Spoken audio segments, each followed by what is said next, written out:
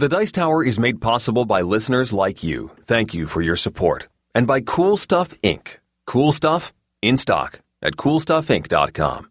The Dice Tower, episode 509. Okay, I'm best with 3.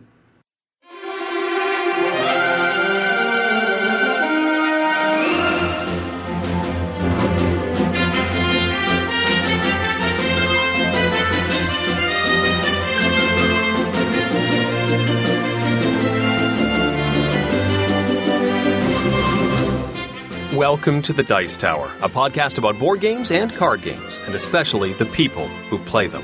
On today's show, Tom and I are joined by TV's Rich Sommer to discuss some recent games played, gift you with the Tale of Awkwardness, answer questions from the Mailbag about our favorite RPG classes, getting recognized while in the non-gaming world, and gaming with someone who hates playing games. We then close the show with our top 10 games that play best with 3 players. I'm Eric Summerer, and here's your host, the Jack Tripper to my Mr. Roper, Tom Vassell. See, at the beginning there, Eric, you messed me up because I had Three's Company on the brain. Did you? You looked ahead, and you saw what I was going to say. I did look ahead to see what you were going to say because I don't always know everything you're talking about. Do you know that show is 40 years old? Wow. Although they're still promoting it. Like, I was researching character names, and I came across threescompany.com. That's still an active website. I don't know that an active website means anything these days. Well, no, it just means there's a marketing department attached to it. Well, folks, Three's Company would be a really weird episode if we had only 2 people. So we have a third. Welcome to the show, Rich Sommer. Hello, guys. Hey, Rich. How's Florida and the that place where Eric lives? Oh, crud. Where is it? Delaware? Where do you live? Connecticut. Oh, Connecticut. Just it's right To there. be fair, New Haven. To be fair, your county's about as big as 4 of those states put together. So, Florida is fantastic. It is quite warm. I just got back from the UK Games Expo and realized just how not warm the rest of the world is. Everyone in the UK was like, man, it's kind of warm here. And I thought, this is winter, guys. Calm down. UK Games Expo was amazing. 16,500 people. Yeah, that's the big news, is that it was a bigger crowd than Origins last year. Oh, they were quite proud of that. And I have to say, I really like going there. I really have a great time. The people there are so friendly. I told everyone there, most of my British assumptions come from movies. So I assume they're either a villain or they are like real stuffy. Or they really like cheese, like Wallace and Gromit. No, Eric, not everyone looks at the cartoons as depictions of other cultures. Wait, that's not a documentary? But, they're so friendly and outgoing, and they are so much fun to play games with. You could be playing a Euro game, and everyone is sitting there talking trash about everybody else. With just, and it's so interesting. I was talking to him because pretty much every table has 4 mugs of beer sitting on it. And I was saying how that's so, wouldn't happen in America. Not so much because of the beer, but because of the open containers on the table. There would be so many people just freak out. I really think so. Hey, in the near future, will a game designed by a British designer no longer be considered a Euro game? Ooh, once Brexit goes into effect, yeah.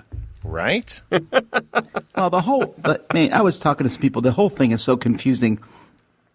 Most of the Ameritrash games are from Britain, and Euro games are coming from America and Japan. And it's just, the whole terminology is messed up. It's lost its initial uppercase letter, right? Mm. Now Euro games it's like how we call a tissue a Kleenex. Yeah, they've lost the trademark. A generic term. Mm-hmm. I guess. I don't know. Folks, this is the week of Origins. Woo-hoo! Huzzah. Eric and I will be there the entire week. So will our video crew, Sam, Z, and a whole host of other people. Come by our booth. We are smack in the middle of Hall D. You cannot miss us. Well, you could, but please don't. If you go to our forums, we have a list of our schedule. We have a game show on a live show / game show on Saturday night. It's free. It's free. I swear it's free. Free entertainment. Stop sending me emails to ask if it's free. I promise it's free. Just show up. Come on in. It's going to be right around the corner from registration. If you can't find it, come by our booth, and we'll tell you the name of the room. We'll be doing live streaming, so you can watch our videos all week. We'll be talking to publishers, and they'll tell you what's coming out. And, folks, I've smelled some of the games coming out. Ooh. That's probably a bad terminology That's there. interesting. I've seen some of the games. I have some of the games coming out in my hands, actually. So it's very, very exciting. Lots of cool things coming. So really, really come by and say hi to us. We'd love to talk to you. We'd love to spend time with you. That will be this week, Origins. Hey, in fact, by the time this goes live, I'm on an airplane heading there. Nice. I'll be there tomorrow. I'm going to be there. I'm going to be there for. I take a red eye Wednesday night from Los Angeles to Columbus. My father will pick me up at the airport. My parents live in Columbus, so my dad will pick me up at the airport. We'll go to breakfast, then he'll drop me off. So I will be there from Thursday morning till 6 a.m. Saturday when I take a plane back to L.A. So catch me if you can. Awesome. That's what I'll say. This is major news to me. I didn't know you were going. Oh, he told me. I knew. This is my first time. I'm very excited. I've finally been cajoled into going, chiefly because someone said they had space in a hotel room. So I'm going to be there. And Is that us, Eric? I don't know. Nope. When Rich knocks on the door, we'll find out. Nope. It's not you. Not you. Whoa. Whew. Okay, because we didn't. But I'm very excited. I will be finding my way to the Dice Tower booth at some point. So I will, all three of us from this very episode, we can autograph this episode We together. can reenact this very scene. That's right. All right. Well, we'll put Rich to work when he gets there. You will like it, I think. Wednesday to Saturday morning is actually a pretty good time to come through. Yay. Really, so. Oh, that's great. Okay, well, I think we should get into the show. Oh, the Gen Con schedule has gone live. We have a huge show going on there. There's still some seats left.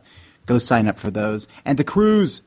Sign up for the Dice Tower cruise. Yes. You want to come on the cruise. It's the cheapest convention there is. Basically, amazing things. You'll get free games. You get free food. The food never stops.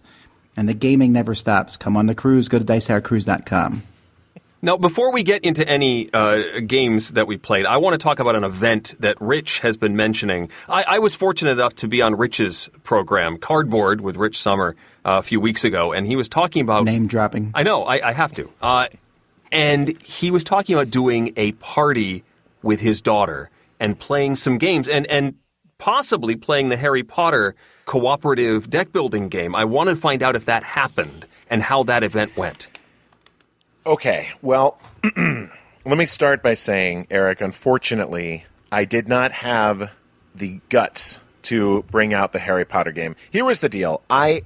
You advised me that it was certainly something that a group of I would say, smart 9-year-olds could handle. But I didn't know all the kids. It was my daughter and 3 friends, and I didn't know all 3 of the friends that well.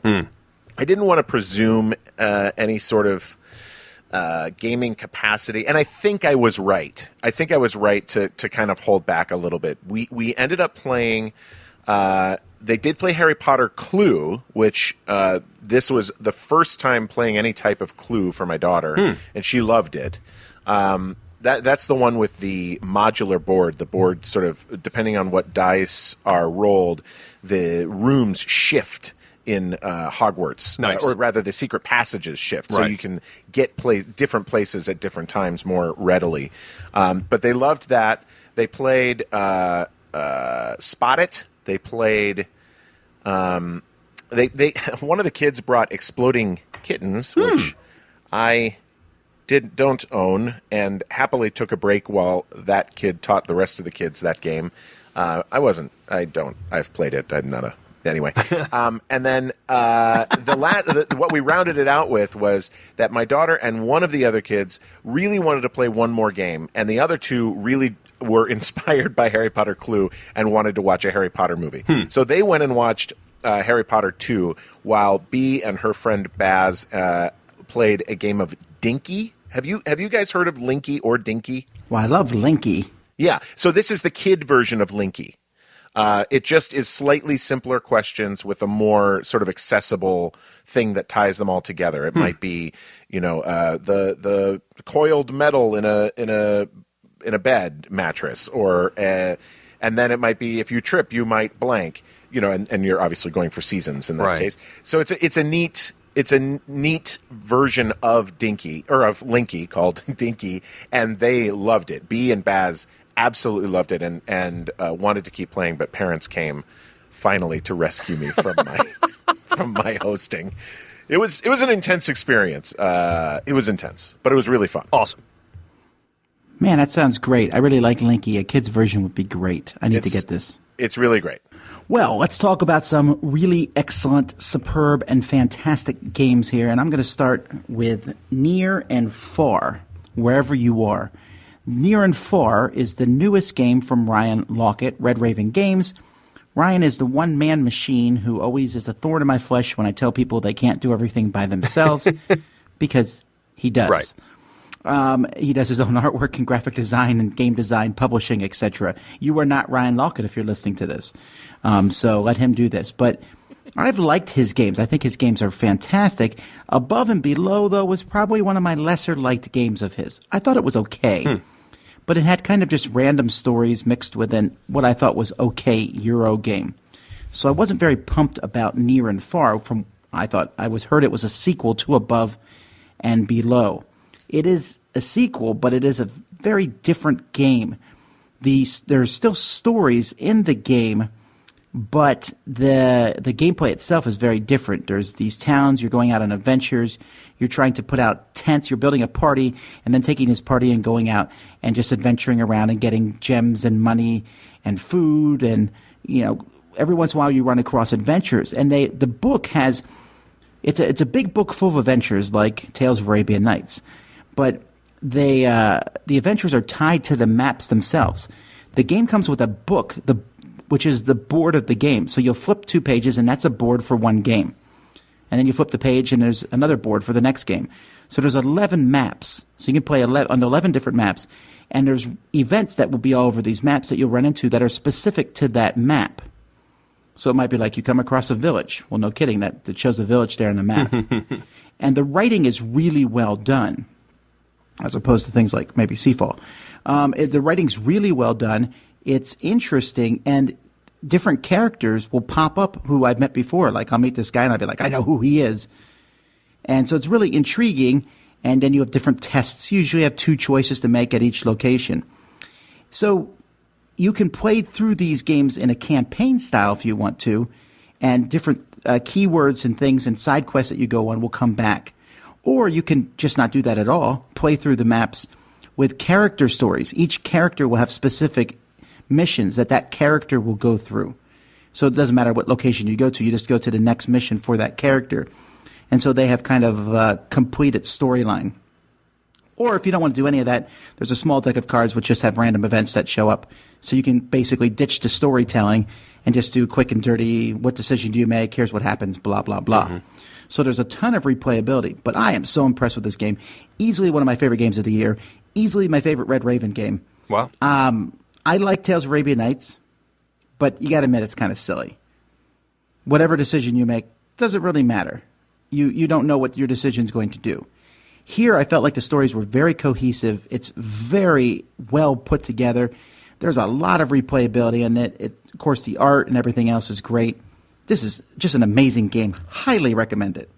Very cool. I have not had a chance to play this yet, but I have unpacked it and sifted through everything, and it really feels like you're unpacking a world in this box. It just feels like there's depth in there, and the way that you can play it either to advance the story of a character or to advance the story of the different maps is just fascinating. And an arcade mode as well, if you don't want to do a longer set of games. It really seems really cool. I'm very anxious to get this to the table.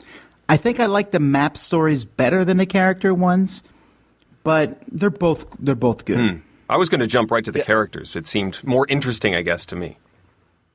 Similar to what you were saying, Tom, I played Above and Below, and I thought it was fine. But for the reasons of sort of like thinking it was simply fine, I had not been too inspired to check this one out. But from what you're saying, and I've heard a couple things from other people too, it sounds like I need to maybe take a look at it. Oh, man. I took it with me to the UK Games Expo, and I'm not sure I played any other games. Wow. I just kept pulling it out. I'm like, hey, I need to teach you guys this next. Besides, I want to go to the next map and see what happens. And I just had a great time playing it. So much fun. Did you have any trouble advancing to the later maps with new players? Not really, because the stories sure tie in, and I'll be like, well, let me tell you about this guy. Get me up to speed. But it doesn't really matter. You don't need to know that much. So that's Near and Far from Red Raven Games. First up for me is a new co-op that I've been very excited to play. It's from Renegade Games, and it's a follow-up to Fuse. This is called Flatline. It's as if, you may have won Fuse, but you didn't do perfectly, and so there's some injured that are coming into your spaceships. Oh, no, you failed Fuse. You failed Fuse.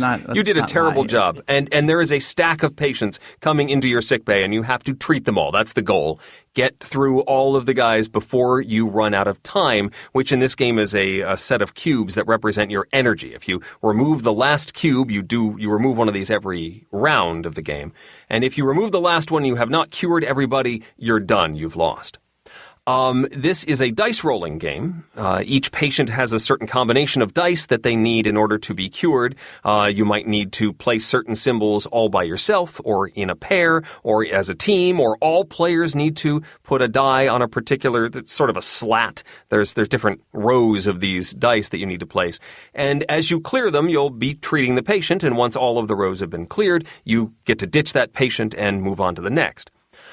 There's sort of a planning phase. There's a phase where bad things are going to happen to you, bad events. You're going to roll a die and trigger some of these guys. Some of these events are stat events. They're in a deck of cards. You're pulling a certain number each round. And some of them you need to deal with this round, or they're going to go into a negative pile. And if you get too many of those, you lost that way as well. Others will stick around until you clear them, but they're going to keep triggering as die rolls trigger these events, and it's going to make life very difficult for you.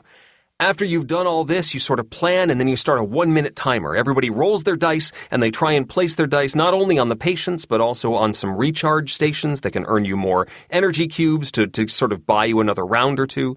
You can also activate dice to remove these event cards that are, being nasty to you, or the stat cards that'll kill you. The stat cards, the really urgent ones, become good cards if you clear those. But you're all doing this in 1 minute, which is not a lot of time when you really think about it. And I had a significant amount of trouble. If we'd make plans, here's what we want to do, and everybody rolls their dice, and you can re-roll. You can spend one die to re-roll the rest of your dice, or as many dice as you want. But if you don't get the symbols that you were hoping for, that paralysis sets in. At least it did with our group. What do we do? How do we sort of save this? And if you don't make that decision quickly, you end up with a bunch of dice off the board. And if the timer goes off and you haven't placed a die on the board, you've lost it. And you've essentially destroyed your chances at winning the game if you have more than one round of that. Anyway, you continue this along, then after the after the minute is over, you resolve everybody and start it again, and hopefully you're able to get these patients done efficiently enough that you get rid of them. We have not done that yet, have not won this game. This is a tricky game. This requires a lot of coordination. It requires quick thinking. It requires a good amount of luck. You're rolling dice. There were a couple of times that we just didn't get the symbols we needed based on the things that we needed that were out there, the symbols that we needed. It just didn't happen. And that sort of killed that particular play of the game. It's also possible to head into the last round knowing that you cannot win. I head into the game knowing that, Eric. You enter the game knowing, yes.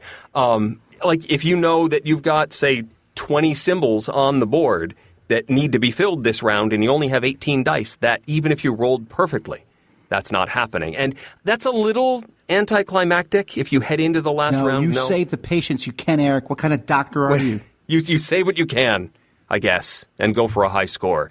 This is not one that I would put in front of the kids right now. Usually with a co-op, I'm pretty happy to say, hey, I'm so glad you clarified that. Who was recommending that? No one. Whenever I see a co-op game, I'm assessing whether it's one I can play with my kids, and this is certainly not one that this is too complex, too quick thinking. It's just this. cognitively it's beyond them right now, and I would end up yelling at them, and that's not what I want. It's a certainly challenging game, but just be aware that it is far deeper than Fuse, which is a lot more straightforward. I enjoyed Flatline. I need to take a break before I attempt it again, though. Well, first for me is a little game. I'm a big fan of social deduction games. And you're living in a happy year. That's right. There's been a glut of them, and I'll try any of them. This one I know was originally themed differently. Okay, the game is called Don't Mess With Cthulhu from Indie Boards and Cards. Boards and cards, right? Not cards and boards. Boards and cards. Boards and cards, yes. And it was originally about bombs. It was a small game from Japan. Right. Time Bomb originally, which was about terrorism in some way of bombs. So they rethemed it with a Cthulhu theme. It's also been rethemed. I bought another theme of it that is only, I believe, out in German called, it's like Temple des Schreckens, which is, I think it's like Temple of Secrets, which is effectively the same game with one minor rule tweak. But basically in this game, it plays anywhere from, I believe it plays from 4 to 6 out of the base box. And then for Don't Mess With Cthulhu, there was an expansion that allowed it to go up to 10. I find it's actually really fun with 4, 5, or 6. I don't mind it at those numbers. And for a social deduction game that plays at smaller numbers, that's something I'm always looking for. P.S. I told Tom and Eric before this started I'm really bad at explaining games, so I'm going to do my best, but forgive me in advance, please. So Don't Mess With Cthulhu, there are 3 basic types of cards. First of all, there's obviously you get your roll at the beginning. You are either a cultist trying to find the elder signs, or I'm sorry, wrong. You're a the other thing. What's the other thing called? Investigator. An investigator trying to find an elder sign. Trying to find the elder signs, or you are a cultist trying to get the group to reveal Cthulhu. There are, most of the cards are just empty, sort of blank cards. Then there's, depending on the number of players, a number of elder signs put in, and then one Cthulhu usually. There are enough cards that each player is dealt 5 cards at the beginning.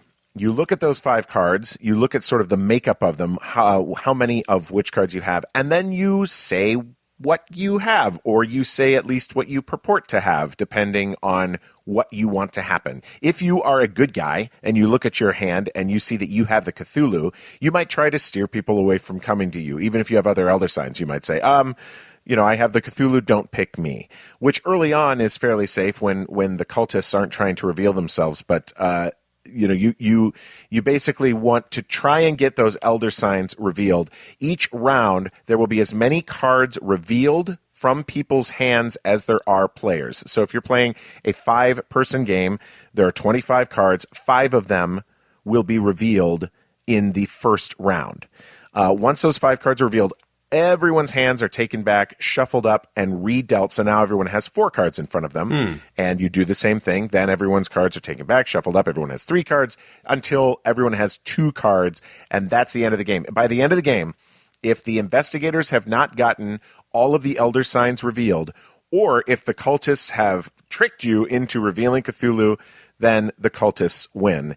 If the investigators are at any point able to reveal all of the elder signs in the deck, then they win. This is a game that I think I've, in the last month, played, 45 times. Whoa. I can't stop playing it. I mean, some of the games go pretty quickly, if Cthulhu gets revealed. But for the most part, they go a few rounds. And there's what I like about this game versus other social deduction games is it's not... Listen, One Night Ultimate Werewolf is one of my favorite games.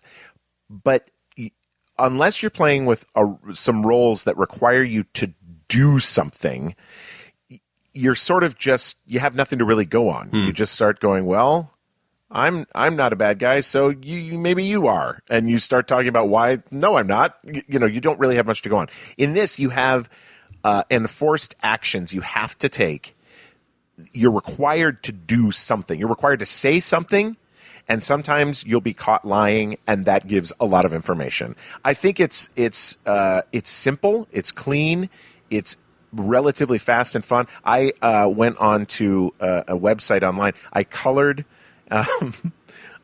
my own deck of cards and made a mouse variant where you're either a mouse or a rat. The rats want you to find the mouse traps, and the mice want to find the delicious cheese. I paid someone to print a deck of those cards so I could keep playing this game with increasingly silly themes. I think it's just about, for me, just next door to perfect for a social deduction game. Wow. Don't Mess With Cthulhu from IBC. Nice. I heard you guys played this a lot at the gathering of podcasters and such. Yes. Before Tabletop Day. We did. We played it a ton, 2 or 3 nights in a row.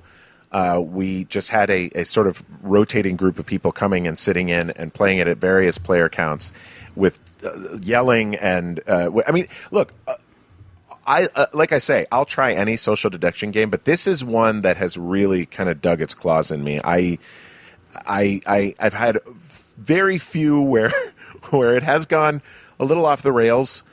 Most recent game I played, someone got very frustrated that they were always accused of being the bad guy.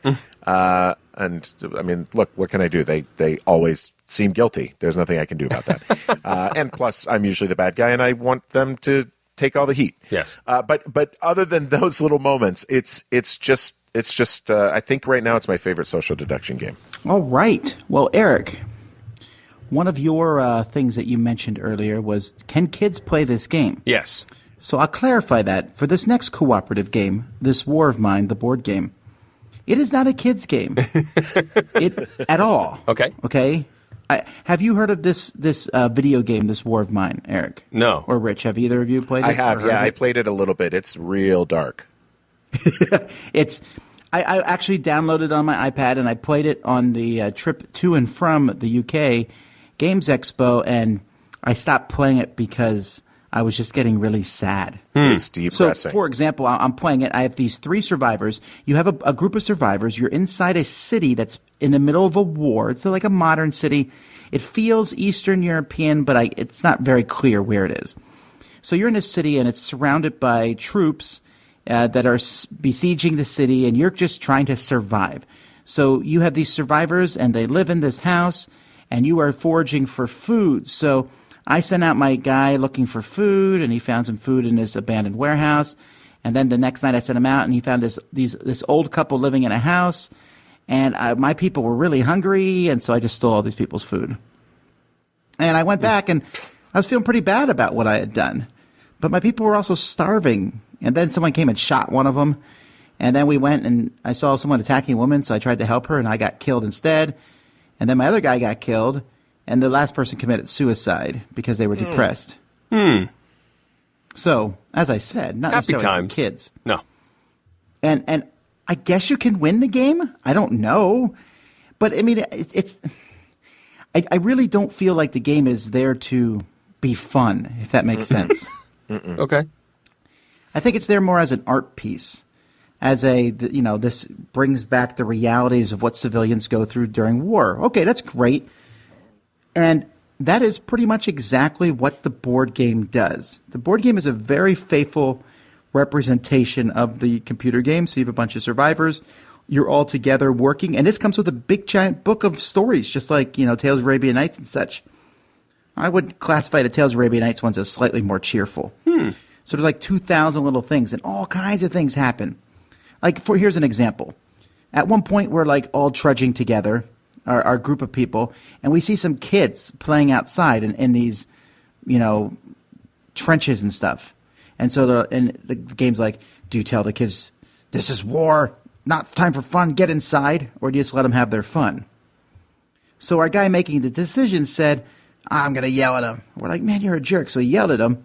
We came back a little bit later, and the area had been bombed. And I was like, what if we had picked the other choice? So, of course, I looked. And we would have went back and found, like, a shoe sticking out of the dirt. Oh, man. Oh, heavens. I know. And so, meanwhile, I got these people, and they have these different problems. Like, the one person likes to smoke, and we can't find any cigarettes, so they're getting more and more depressed. And someone gets a disease, and we don't have any medicine. You got to find this medicine. People might come and trade with you. People are coming in and trying to rob you of things, and you have to fight them off, and you got to build machine guns and other things to fight them. But at the same time, you need to build water, a water dispenser and a stove so you can have food. So it's like the parts of Robinson Crusoe which are depressing. I don't know. And yet I still kind of give the game an approval thing because it really is well done. The components are good. The only negative thing about the game is the designers went down that route where they're like, learn the game as you play it, which is fine for computer games, not fine for board games, because when I want to look up a rule, when you have rules scattered all throughout the whole thing, because you learn them as you go, it's really hard to figure it out. I really dislike that. And especially in the end where they're like, well, if you're not sure, you as a group decide what to do. Come here so I can smack you. I'm not doing your job for you. I paid you money for a game. But I like it. It's interesting. And I never need to play it again. I saw it. It was an interesting thing. And I think people, it's the kind of game where I'm like, all right, teenagers, let's play this game. And I think when they're done, I don't think anyone will be laughing or joking, right?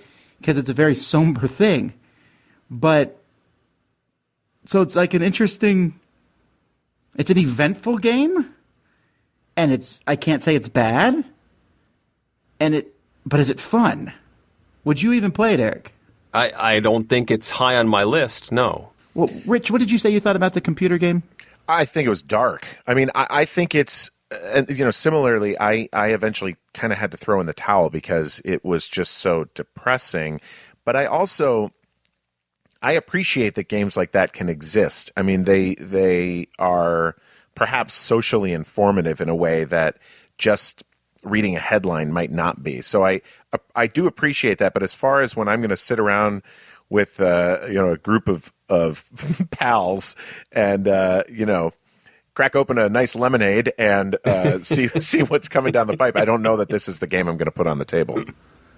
Right. When you play Robinson Crusoe and other games like that, you might die and lose the game, but at the same time, you're having fun adventures. Hey, we found a tiger that came and attacked us, and oh, this is interesting, and it's almost fantastical.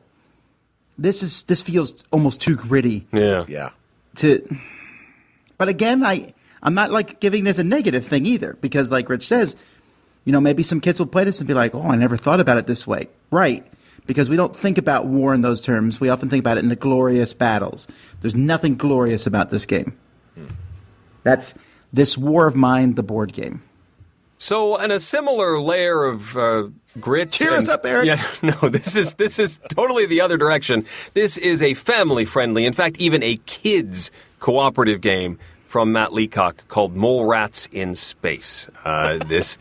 This is basically a chutes and ladders style experience. You have these tiers of the board, and you can get from layer to layer by going up ladders or down chutes. Some of these chutes will eject you from the space station. You don't want to do that to yourselves or your teammates. But you do want to do it to the snakes that have invaded the station. So that's the story. These snakes have invaded the space station. You have to collect 4 items that are close to the center of the board as a team, and then everybody has to get into the escape pod. And if you do that with all the stuff, you win. Yay! You abandon the station, but yay. However, if a snake manages to get into the escape pod, you lose because, well, they took the only escape pod. You're stuck there with the snakes. You have a card that you are given in your hand, basically, that says on the top of the card that you need to move either your mole rat or a teammate's mole rat. It'll say on the card what you can do, a certain number of spaces, and then you'll also have to move one or more of the snakes, either a certain number of spaces or all the way to a ladder, for example. You may have to add snakes to the board. You start out with only 1 in each of the 4 colors, but you can add more. The part of the goal is to move the snakes so that they get ejected from the space station, sort of clearing the way to victory. And that's generally it. You play your card, then you draw a new one. You get to sort of stare at it while everyone else takes their turn, and you can sort of telegraph, I need to be in such and such a position so that I can do something useful on my turn, or make sure you get rid of the red snake, or I'm going to have to send them toward me on my turn. The decisions are pretty straightforward here.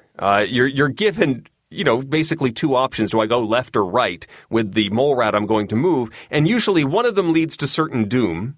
and the other is going to lead you somewhere useful, and so you go somewhere useful. If you do get hit by a snake, if a snake either moves onto you or you move onto a snake, you have one med kit, and so you just go back to your starting space, and you're still alive. If you get hit a second time, however, the group loses. So as a training cooperative game, absolutely. It's cute. The figurines are adorable. They've got these backpacks that can hold the items they're supposed to pick up, like duct tape and I think a lunchbox. Cute stuff. It's an adorable game. But it's pretty easy. However, once you have won 3 times, Matt Leacock is still on his legacy kick, there's a packet of cards that you can open up, and it makes the game more difficult. It adds the possibility of adding more snakes than there are snakes in a particular color, so you can actually lose the game a new way by running out of, say, red snakes. So you have to be more careful about which ones you add to the board. That makes it a little more interesting. We have not played with those new challenge cards yet, but I think that will sort of spice it up a little bit, but I still feel like it's going to be certainly easier than, say, Forbidden Island or Desert, or certainly Pandemic, which my kids also play, all 3 of those games. So I fear that this one's going to fade a little bit, and they're going to age out of it more quickly, but it's still pretty cute. That's Mole Rats in Space. My kids love it. I'm a little middle of the road on it. I like it. It's cute. I haven't played it. But I have played the next game you're about to talk about. I'm very excited. I have the other game that I want to talk about tonight is Ethnos from Simon, cool mini or not. Beautiful production. It is lovely, isn't it? I had not heard of it until that when you mentioned International Tabletop Day. Marty Connell from Rolling Dice and Taking Names was here, and we were in my game room and we were looking at what to play, and Marty said, "Oh, if you have Ethnos, that's what we're playing." And I was like, I don't have Ethnos. He's like, "Oh, you gotta get Ethnos." So I bought it sight unseen, and I'm very glad I did. It is one of those games that certainly has meat on the bone. It has plenty of meat on the bone, but it's also really easy to teach and play. I mean, I kind of put it maybe just a step down from like a Blood Rage as being something that's really not. It looks far more complicated than it is. It has some complexities, but it's not. Maybe I should tell you about it. Here's how the game works. In Ethnos, you are basically it ends up being an area majority game, I guess. You're trying to get as many points as you can. The first thing you do is the box comes with 12 different tribes. Each tribe has 12 cards in it, and those cards generally, with the exception of one of the tribes, there are 6 different areas on the map. Each area has a different color. So those tribes each have 2 of each color. So there are 2 green giants, 2 orange giants, 2 red giants, 2 blue giants, etc. And you take 5 of those tribes, 6 if you're playing with, maybe it's the other way around. 6 of those tribes, 5 if you're playing with 2 or 3 players. You shuffle them all together. Everybody gets 1 card, and then you flip up 2 cards per player. So if you have a 6-player game, you flip up 12 cards. That's sort of the visible allies, the available allies. On your turn, it's very simple. You either draw a card or you play a band, which is a set of allies. So you can either draw from the face-down deck, you can draw one of the face-up allies, or you can play a band.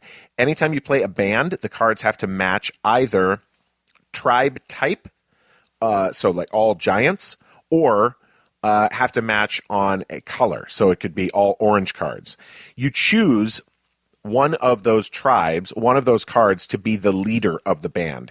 Each tribe has its own special power. One tribe, say, allows you to play another band immediately. Normally, when you play a band, you have to discard everything else from your hand to that face-up area. That's how the face-up area gets refilled. There's a tribe that allows you to keep a certain number of those cards. So that's playing the bands. When you play the bands, whoever the leader of that band is, whatever color they have, you get to place one of your control tokens in that area on the map, as long as the band size in number of cards exceeds the number of pieces you already have in that area. Does that sound right? That feels right. Yes. I think that's how it works. And you go on, you play 3 ages, which is basically 3 trips through the deck. At the end of the deck, there are these 3 dragon cards, which are your timer. They're shuffled into the bottom half of the deck. Once the 3 dragons have been revealed, you end the age, and you do scoring. Scoring is based chiefly on 2 things. 1, who has control of which areas, and 2, the size of the bands that you played. So it sort of encourages you to play as many cards at once as you can, because you get bonus points for the sizes of those bands. Where the game becomes really, really interesting is in how all of those different tribes interact with each other, and how all of those different tribes change the flavor of every game. There's one called the Merfolk. They have an entire separate board that only gets added when that tribe is in the deck, and you keep points on there. That's one way to score, and it allows you to place extra dudes out on the map. There's another one, the Giants. Whenever you play what is then the largest band of giants, you get the giant disc in front of you. You get to take it from another player. You get 2 points immediately, and it scores for whomever ends up with it. You can play with the trolls, which makes breaking ties easier, et cetera, et cetera. Each tribe feels completely different, and I mean, the replayability on this game is through the roof. I'm loving it very much, and it seems to scale really well. I've played it with 2 players, and I've played it with 6 players. Both times, fascinating, fun, compelling games. That is Ethnos from Cool Mini or Not. Man, I really like this game. And folks, yes, we should have put it in our set collection list last week. It just missed it. Or 2 weeks ago anyway. I didn't know this game existed until the CMON Expo, so it's new to me. Don't be fooled, Eric. It looks like it's a really boring game. It's like they went out of their way to try to get people not to play it. Huh. Which is very unfortunate, because it's really fun. It's great. This will be on my list of games to check out at Origins. Let's play. Okay. Yes. Oh my. Well, let's continue.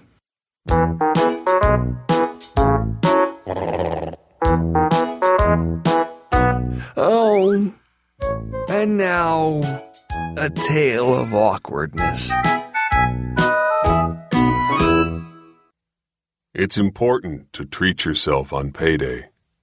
So on Wednesday lunchtime, I walked to my local game store, hoping to pick up a copy of Oh My Goods. The store was moving that week, and most of the stock has already gone across to the new shop.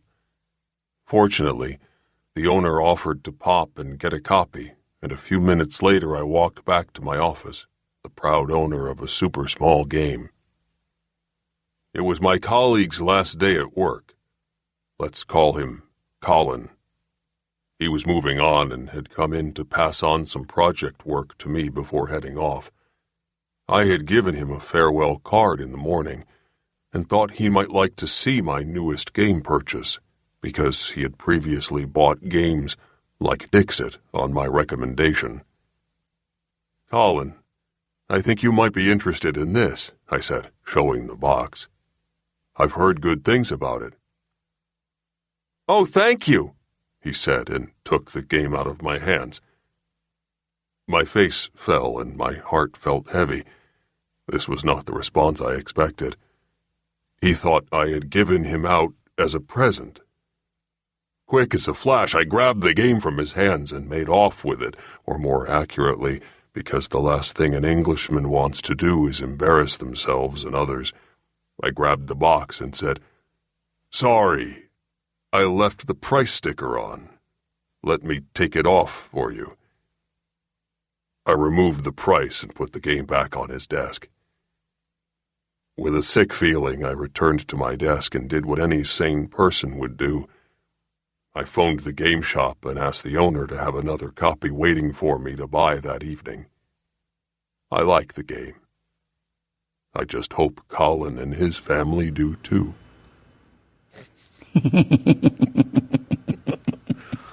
Oh. I love stuff like this. You know, sometimes I have to say, I'm like, oh, that was kind of awkward. This is like the exact perfect tale of awkwardness. Because that moment, I feel it's so relatable. The game be like, oh, thanks. And just like, you're welcome. Well, this happened to me a little bit last year at the UK Games Expo, actually. So I told people, I said, I'll have some promos in my bag if you want to donate to the Dice Tower. Just, give me something and I'll have a promo for you. And some guy, there was a crowd of people around saying hi, and some guy came up and said, do you have Sheriff of Nottingham promos? I was like, yes. I pulled it out. He's like, thanks, and walked away. and I was like, oh, and everyone's like, you have promos? And they lined up, can we have some too? And so I handed out like 10 or 15 packs. I was like, this was supposed to help finance the trip, but okay. Nothing I could say there, at that point in time. I feel this guy's pain, but you know what? It could have been a better game. Oh, hey, now. I heard that Oh My Goods has better rules, second edition. I will play with those rules and see if it's better because Mr. Pfister deserves that being the great designer he is. Is that better, Eric? Wasn't that an 80s band, Mr. Pfister? Mr. Pfister. This happened to me once. I guess it was more of I offered to let someone borrow a game, and I think they just assumed I was giving it to them. Yep, and that happened to me very recently. Yeah, Solkin.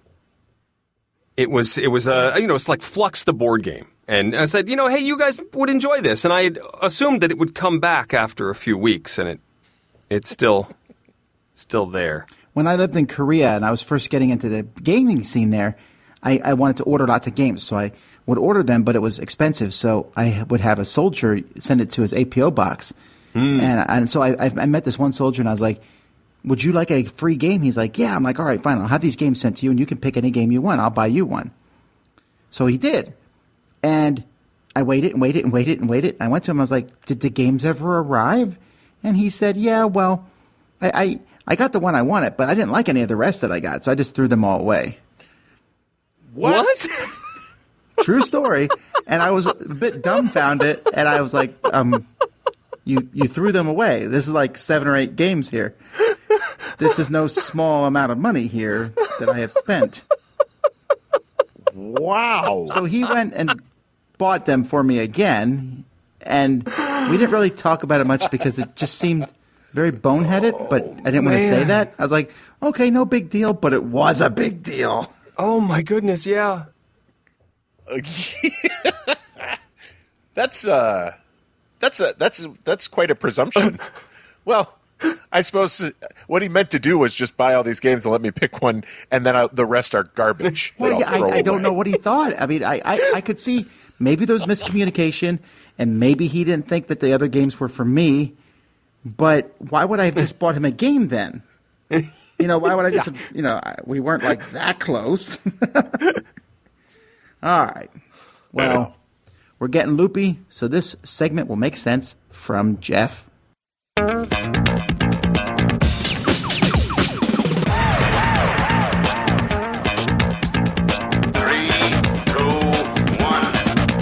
go. It's time for Gametek with Jeff Engelstein, where we find out how games really work. Alcohol and drinking have been intertwined with human culture since its origins. Now, one of the oldest samples of writing that we've discovered contains instructions for making beer.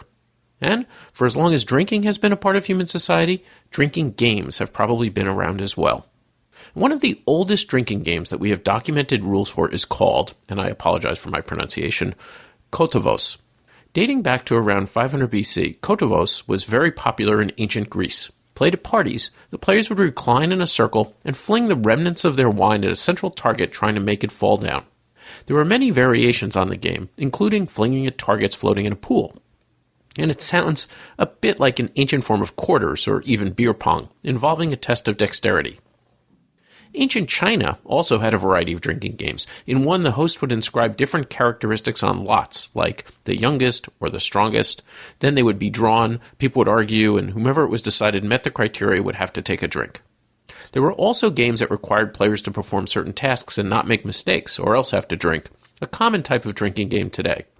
Now, as I was doing research for this Gametek, most of the drinking games I came upon involved trying to get people to drink as much as possible. However, there were 2 notable exceptions. puzzle jugs and fuddling cups. The oldest known puzzle jug dates back to the 1300s, although they were most popular between 1500 and 1900.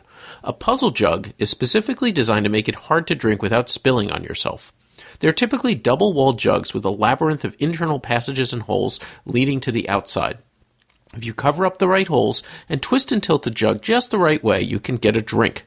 If you don't, the liquid will typically come out and spill all over the person trying to figure it out. Now, fuddling cups were a similar idea, but fuddling cups, there's 3 or more cups that are connected to each other by tubes and passages. You need to drink from the cups in a certain order to not spill anything, and people delighted in trying them out. And now I really want to try to get a puzzle jug. The pictures of the ones from the 17 and 1800s are amazing. Now, as I mentioned, a lot of the drinking games that have existed throughout history or exist today are about getting people to drink as much as possible. And this can be incredibly dangerous. Over 30 college students in the U.S. die due to alcohol poisoning each year, mostly due to binge drinking from games. A key idea in the culture of games is the magic circle. First promulgated by Dutch philosopher Johan Huizinga in his book Homo Ludens, the idea is that people, when they agree to play a game, voluntarily enter a special space where rules apply that do not apply in the real world.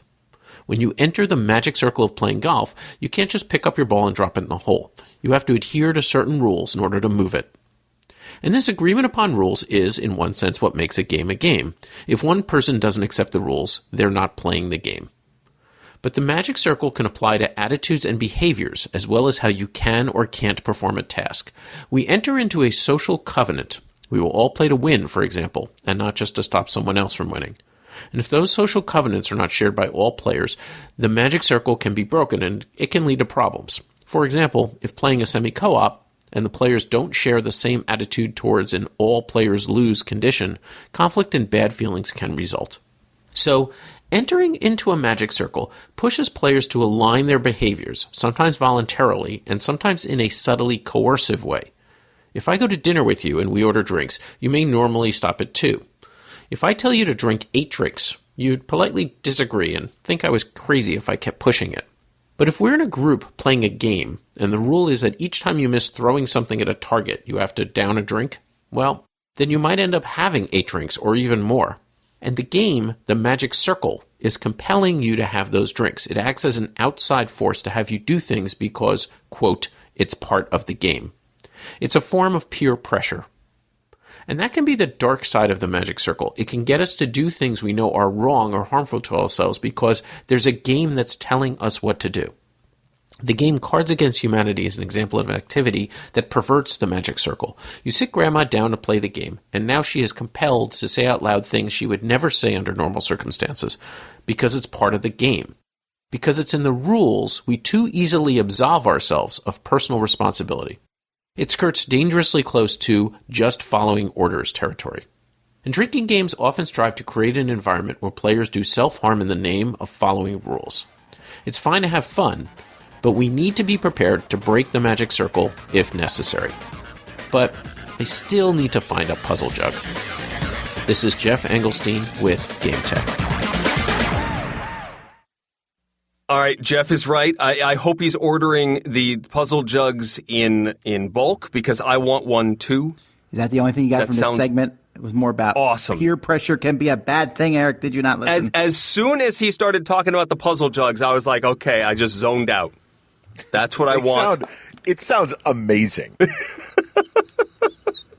I want nothing more than on a warm summer day to pull out the puzzle jug and take my family and try and get us to drink it without spill. But everybody ends up soaking. It sounds. And what was the other one? It was the cups. Yeah, I forget what the name was, but also the similar concept, having to drink from a certain order. That's just awesome. I like that there are stakes involved in solving this puzzle. Has no one learned anything today? Yeah, I learned I want a piece of history. Yes. All right, fine.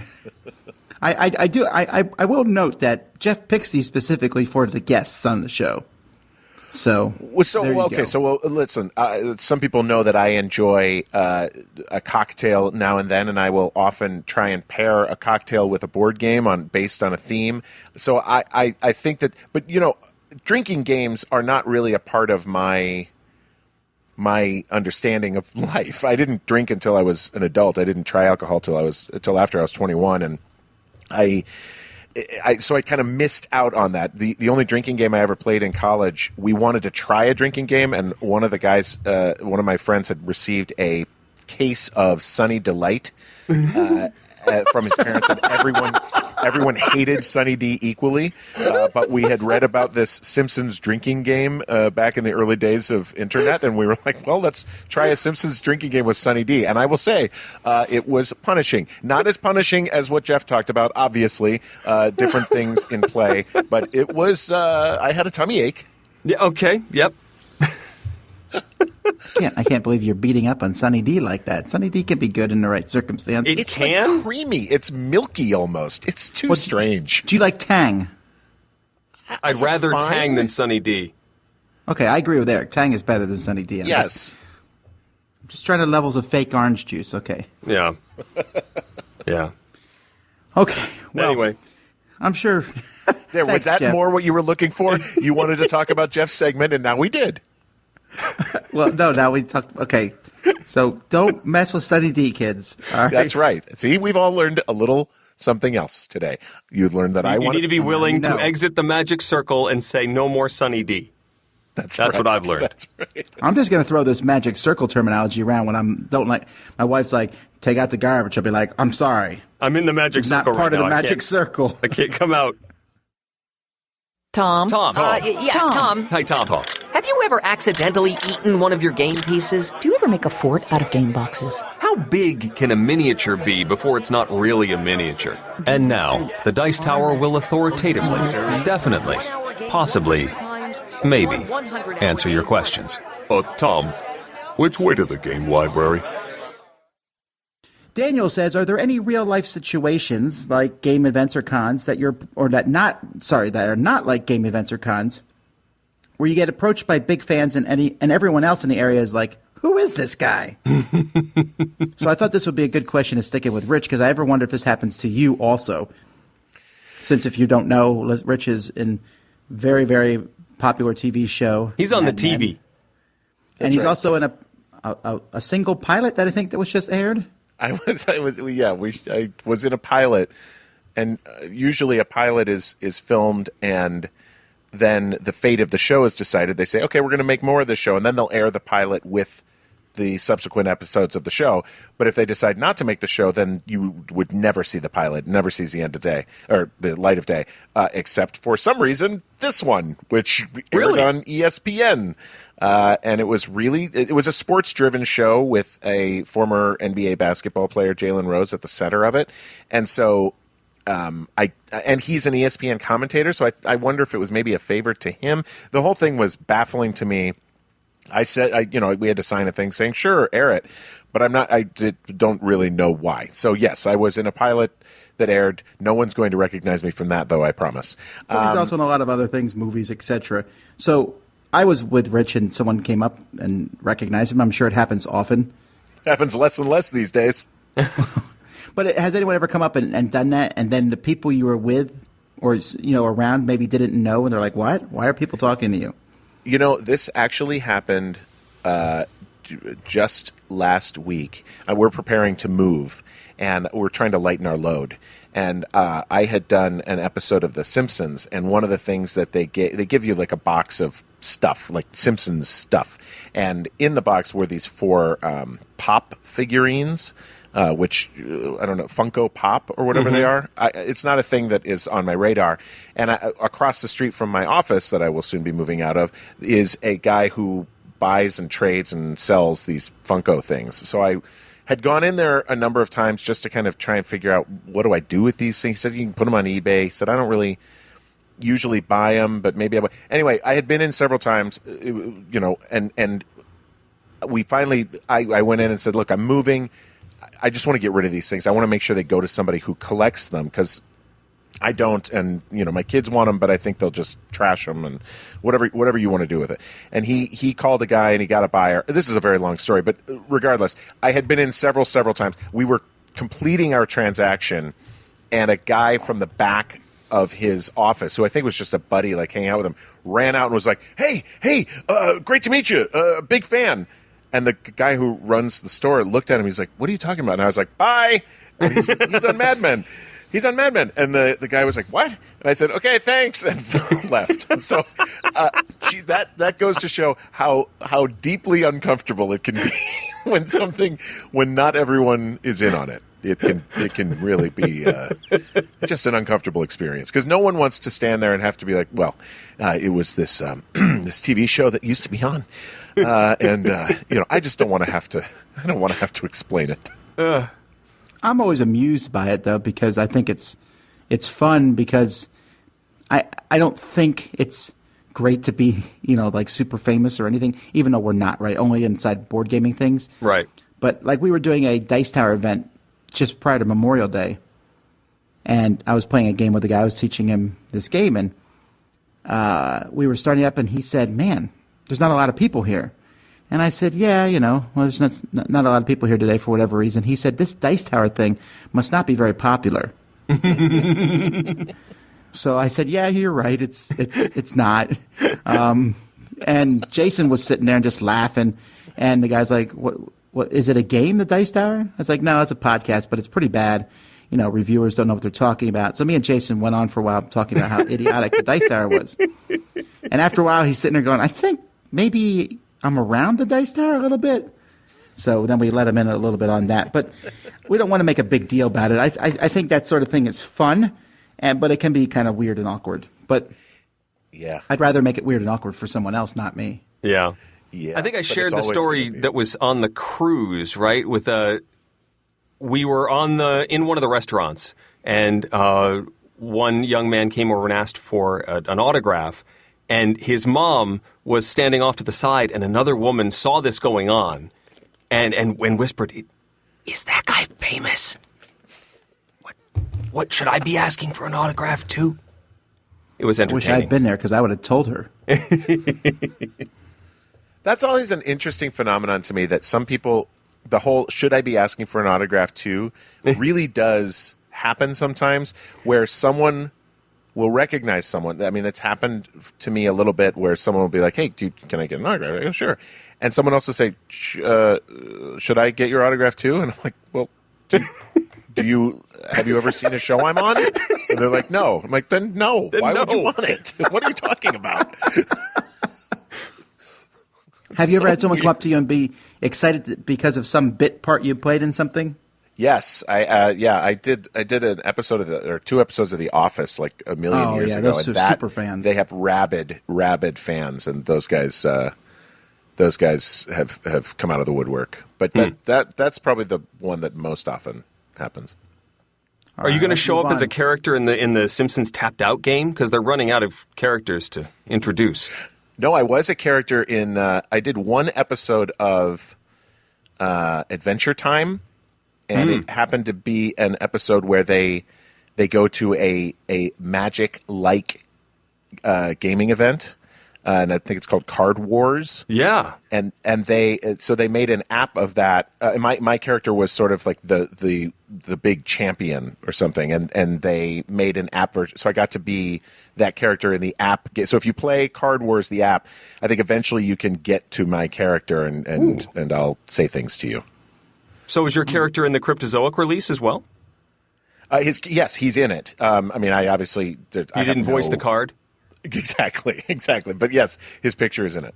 Moving on to Paul's question. He has someone in his game group who is negative. And when I say this person is negative, I mean there is no game that we have introduced, with the exception of 2, that this person has enjoyed. We've played over 30.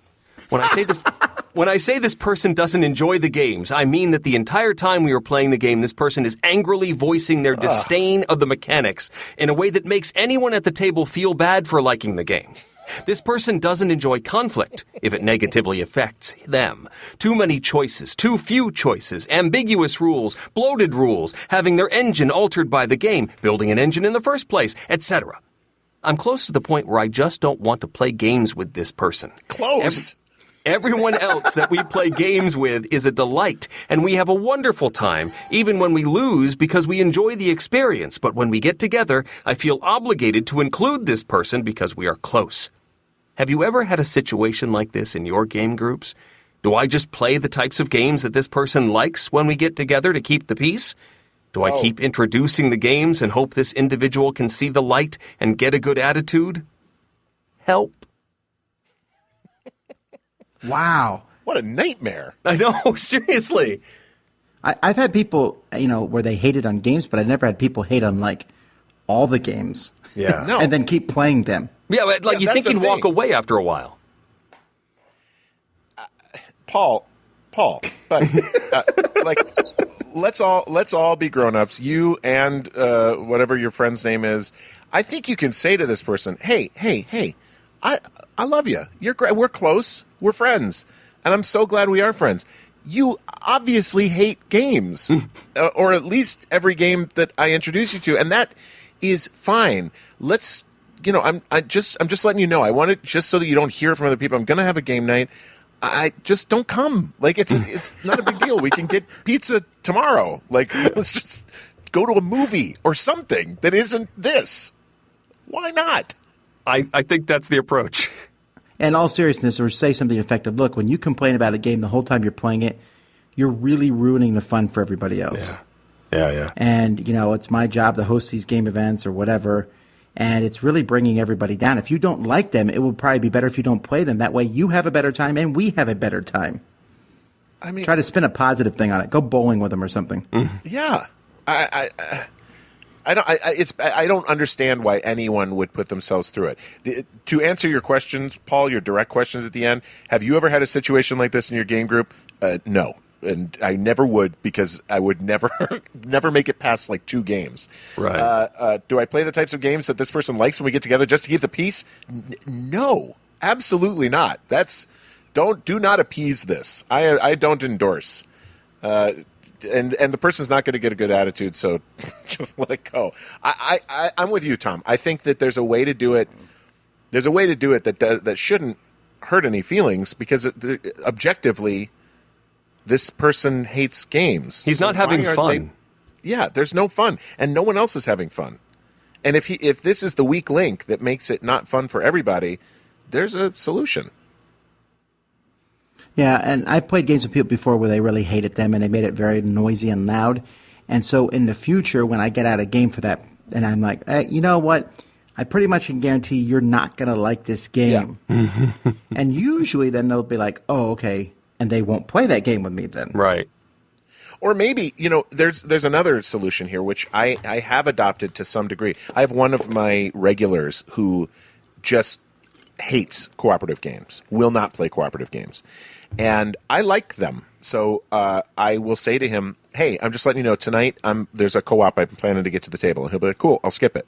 So he'll skip those nights. Maybe you can say to your friend, you know the 3 games out of the 30 that you've introduced that they like. I think you can say, look, tonight we're playing some games you're not going to be too into. Next week we'll bring out your favorite. Have them come to 25% of your game nights and play those if that gets somewhere.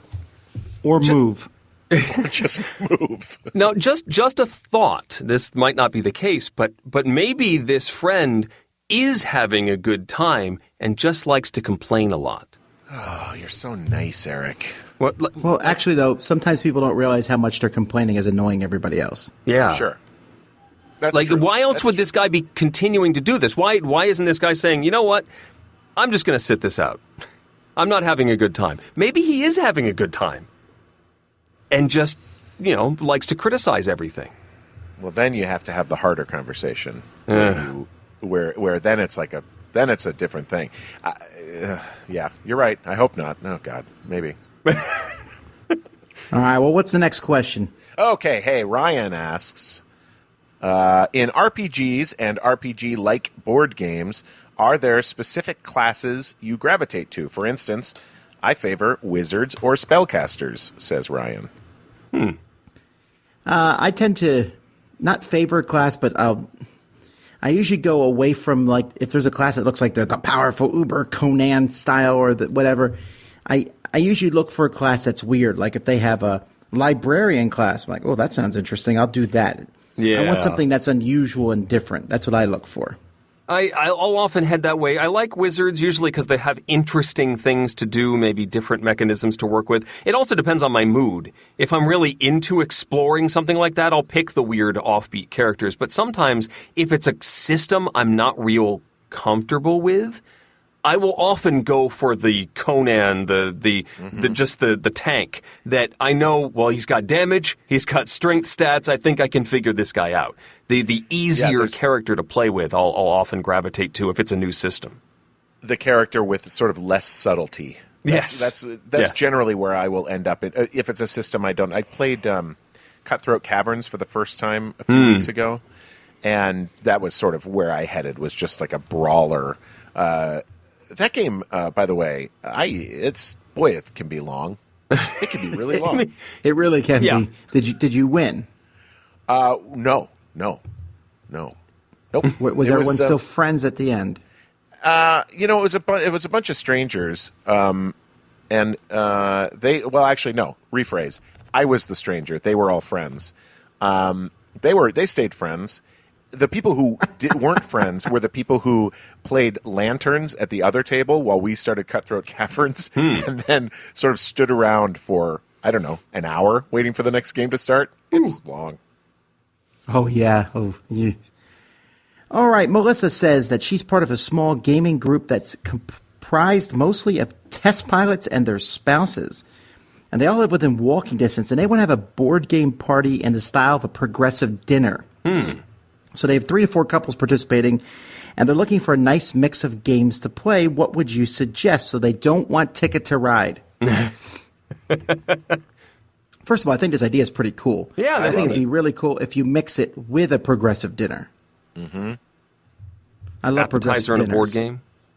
All right, we'll start with that. What's the appetizer? No Oh, thanks. is it like a game that would be related to an appetizer? Right. No thanks. That's what I was going to say. Now I got to say something different, Rich. Can't stop. Oh, that's good. I'll say Kaiju Showdown. That's a lot simpler than it sounds. Okay, so then you move to the what's the next thing? The salad and soup. Yeah. Maybe maybe you could do like a lanterns, right? That's a fairly middleweight game. That's I'll say King Domino. That's the new hotness. Could go with Vanilla Carcassonne, just base level. Nice. So then we move to the main course. The entree. Now this is a lot of couples, so you're gonna probably need 2 games, I would assume, because 1 game for 8 people is gonna be more difficult. Diplomacy. Just kidding. And that's when a dinner party ended. That's right. That's a terrible. Come on now. Lure them into this false sense of security and then diplomacy. That's right. Is everybody having a good time? It's about. Let's to end that. We could say ethnos, I guess. Ethnos would be a good one. That's a good middleweight or heavy. I mean, that's the thing. Like with this kind of a party, you're not looking for like a Great Western Trail necessarily. Right. No, I think so too. Especially if if it was going from place to place, you're like, well, why were we at Sarah's house so long? Well, because that's where we played the 4-hour Euro game. Right. How about the new? I'm going to stick with this hotness Spiel des Jahres nominees. A Magic Maze would be a good one. That one actually can go up to 8. Or code names. Oh, okay. Codenames might be a good dessert. That's what I was going to say. Dessert is the I was party thinking wits games. and wagers for dessert. That's good too. Well, my new dessert is Chameleon. I really am loving Chameleon. It's from Is the it same fun- people. That's the big potato game or whatever they're called. Right, it's from the same people who made Linky and Dinky. Yeah, I have a copy of it. I haven't gotten to play it yet, but it's pretty fun. It's like a mix between Spyfall and Codenames, maybe. It's very similar to Spyfall. I really, really like it. It was originally called Gooseberry. Right. But they changed it to Chameleon, which is probably a much better name. Yeah, I got to try that one. Well, there you go, folks. A whole dinner party. Have fun. Okay, well, we need to get to our top 10 list, so let's jump in. It's a Dice Tower Top 10! The Dice Tower's Top 10 list is sponsored by Cool Stuff Inc. Cool Stuff Inc. Cool stuff in stock at coolstuffinc.com. All right, folks, we're talking about games that are best with 3 players. Now, this is, to be clear, I didn't pick games that are good with 3 players, because there's a lot of games that are great with 3 players, but I want to find the ones that if I'm playing this, 3 players would be my optimal choice. And I'm a little sad here, because normally I like to give my co-hosts garbage over their choices, but they have chosen well. Oh, boy. Thank you, Tom. Except for one thing that Eric shoehorned in. Oh, great. But, yeah, I mean, there's a couple games I don't really like that they've chosen, but, nothing we can do about that. But the reasoning, this is much more of a reasoning list than a quality of game list. That's right. Right. So these are, just assume, folks, that these are all great games, except I'll point out the ones that aren't. Good. Such a service you do, Tom. Thank you. I'm here to help.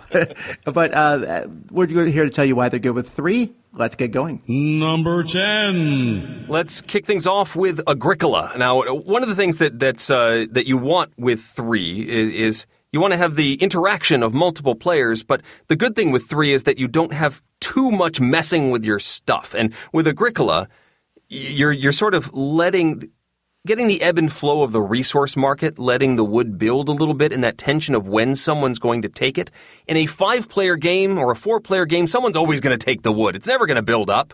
But in a 3-player game, it might go a couple of turns before somebody grabs that stuff. And so you get to play a little bit with the action spaces and sort of, time your choices a little bit better. I enjoy it at 3. Agricola, my number 10. I think that's a Rosenberg thing. I think his games work really well with 3 overall. I could have put most of his games on my list, I think. True. My number 10 is Viceroy. This game, Mayday Games has it. Viceroy is really interesting, where you're blind bidding and then getting different cards and putting them kind of in a stacking array. And with 2, you don't cross each other in the bidding that much. And with 4, you might cross a little too much. I think 3 is the right balance for this one. It's a lot of fun, little card game. I don't hear that much about these days, but got some buzz when it came out. Definitely a lot of fun. Viceroy. My number 10 is a 3-player only game. And game is a pretty heavy term for this. You're throwing away that word game very loosely. I've really become cavalier with the word game. It's an activity called Win, Lose, Banana. This is a pretty simple thing. You can buy a copy of it from Asmati Games, or you could probably just make your own with 3 index cards. On one card you'd write win, on another you'd write lose, and on a third you'd write banana. Whomever has the card, you shuffle them up, you deal them out randomly. Whoever has win flips it over, and the other 2 try to convince them that they have the banana.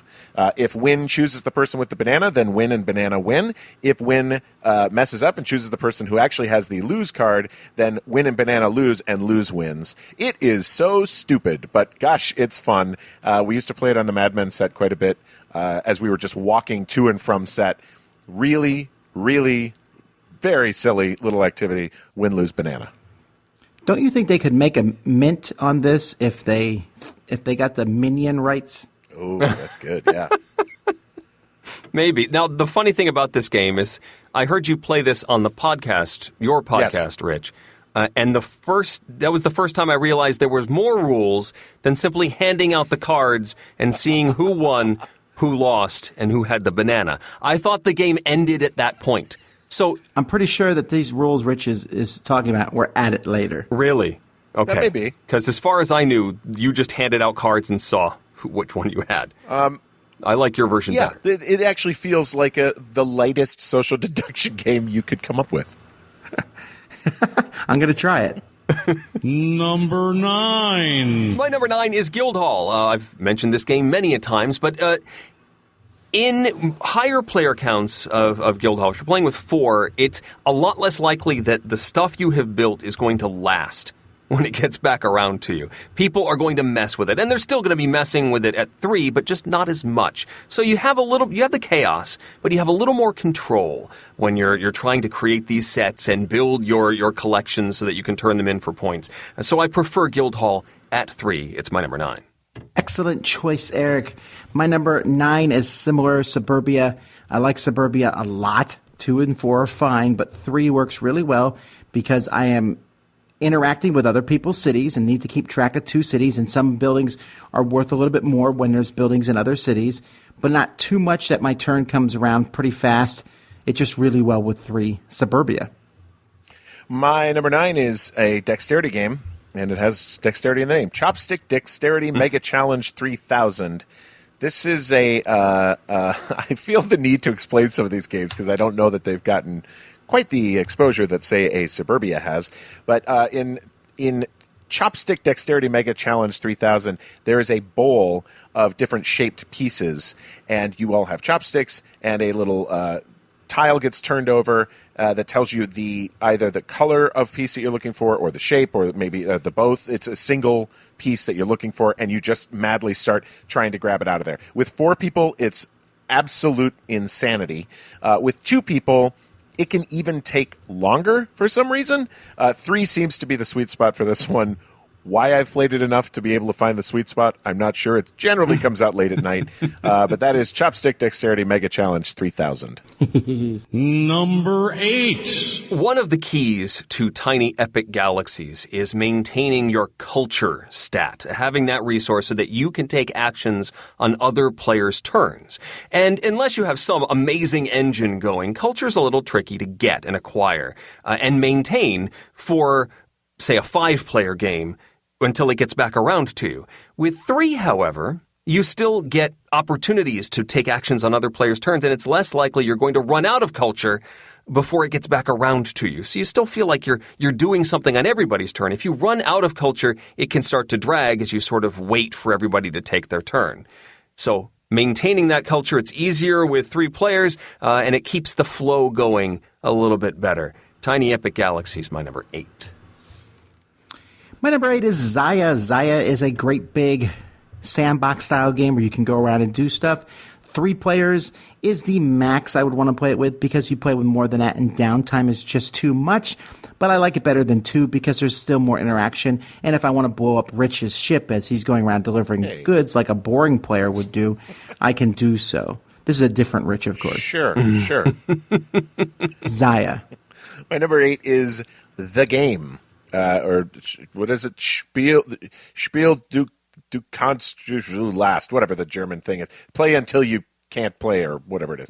It's a cooperative game that came out a couple of years ago that is effectively themeless, but basically you are trying to build stacks of cards, 2 of them in increasing numerical order and 2 in decreasing numerical order. I think 3 is where this lands for me. 2, you don't quite have as many... you don't have enough cards. You don't have enough information out to be able to effectively control it. With more players, it starts to get a little bit like too much happens between each of your turns, so you end up not being able to plan anything. 3 is kind of where this one hums for me. That's The Game. I've never played this because I'm so put off by the name. It just seems so pretentious. I get that. It is a lame name, without a doubt, especially when you're trying to look it up ever. Yeah. It's really quite good. It sort of encourages interesting styles of communication. I think it's a fun game. Number 7. My number 7 is Web of Power. There's also an alternate version of this called China. This plays very quickly. It's an area control game, and with 3 players, you have the different territories all spread out around the board, and you tend to have 1 or 2 players in each of these. And so it creates some interesting dynamics since you only have, there's 1 person left out of one particular city, but they're going to be focusing on a different city. And if these 2 players are focusing on this one city, then they're going to let this other guy have all of this other stuff. So you have to really spread yourself out and have shifting alliances between the other 2 players for every single little city around the board. It create some interesting dynamics. Web of Power, my number 7. I'm going to pick a popular game for my number 7, Terraforming Mars. What happened? What happened there? Web of Power is lovely. I don't know why you're ragging on it. It's a classic. I apologize. Actually, for once, I was not putting any aspirations on Eric's game at all. Web of Power is fine. I was actually just saying that Terraforming Mars is a very popular game. Ah, okay. This was not a segue at all. It was just, actually. Let me rephrase what I was saying. It was an inadvertent insult. I have never done inadvertent insults to you. Oh, all right, fine. But it really wasn't. What I meant to say was this game's super hot right now, okay? That's all I'm saying. Web of Power is a great choice for 3 players. I approve of it, Eric. I'm just so used to being battered, I didn't know what to do. Oh, my meanness has come back to haunt me. All right, so Terraforming Mars, I think, is a great game. It's one of those games that they should not even put 5 players on the box. Shame on the publishers who have done that. I won't mention them by name. But 5 players are just way too many. 4 players is even pushing it a little bit for me. 3 players, this game really shines. There's interaction and stuff between the players. Because the thing about Terraforming Mars is the ending conditions don't change based on the number of players. So you get more turns with a 3-player game. True. I love the game, but I think it's best with 3. Terraforming Mars. An also great game besides Web of Power, which is a great game. Thanks for the clarification. Well, I've chosen a good game for number 7 for once. That is Viticulture from Stonemaier Games. This is a game similar to Agricola, as you mentioned earlier, Eric. It's one of those where the options...